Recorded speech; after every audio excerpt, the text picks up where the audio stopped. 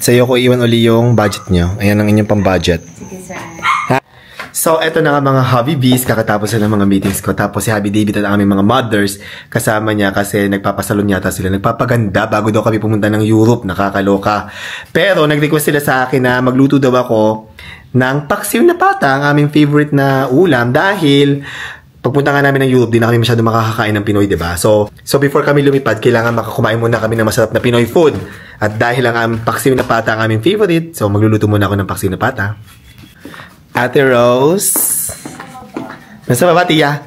Nilabas na yung pata? Oo, nilabas na. Ayan, sige. Ay, kakalabas lang ano?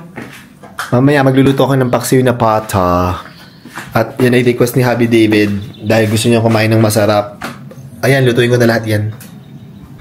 At dahil papunta nga kami ng Europe ni na Hobby David tsaka ni na Mama B at Queen B, syempre sila Ate Rose tsaka si na Lindy at Tia Julie may iwan dito. So, kailangan nila ng budget. Yes, iniiwanan ko sila ng budget kasi para just in case na may kailangan silang bilhin or meron silang gustong kainin, diba? Or for emergency, meron silang mahuhugot na pera. So usually, iniiwan ko to kay Ate Rose yan. Kaya bigyan natin sila ngayon ng budget. Ate Rose, di ba mag-Europe kami? So kayo dito may iwan at sa'yo ko iwan uli yung budget nyo. Ayan ang inyong pang-budget. Sige, sir. Ha, pag may kulang dyan na pagkain or pang ingredients, pang rekado or what, pwede naman kayong mamalengke, ha? Yun yung budget sa'yo. Basta yung mga resibo, bahala ka na. Okay po. Or yung mga lista, ikaw na bahala dyan. Tapos pag kailangan nyo si Bob, chat nyo lang si Bob. Okay, pag mamalengke kayo ha, nila Tia Julie. Ayan. Alam ko may stock tayo sa mga freezer natin, pero nag-iwan na lang. Pero pag mga ingredients or gulay, wala tayong gulay, di ba? O mga halimbawa, itlog or whatever, meron kayong pambili, ha? Iniwan ko sa iyo yung pera, ha? Okay.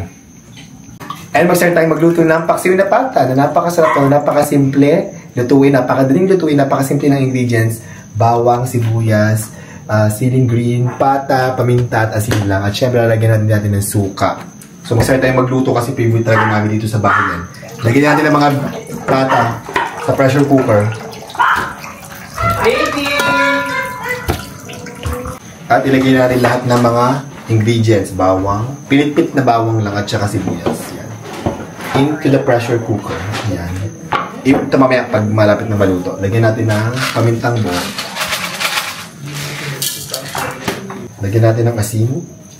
Alam mo na, feeling method lang. Pag lagyan ng asin. At lagyan natin ng tubig. Ganun lang guys. Tapos ipi-pressure cooker lang natin. At hahayain lang natin siya lumambot. Yan. Yum.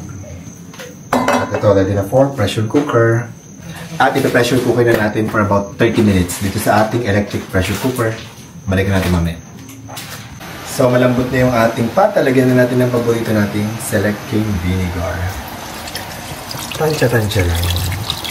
Gusto ko maasim na maasim. Yan. Ilagay natin ang sili. At hindi ito natin kumulo dahil electric ang ginagamit natin. At yan guys, luto na yan. Kakain na tayo Ate Rose. Ma, kakain ka? Busog?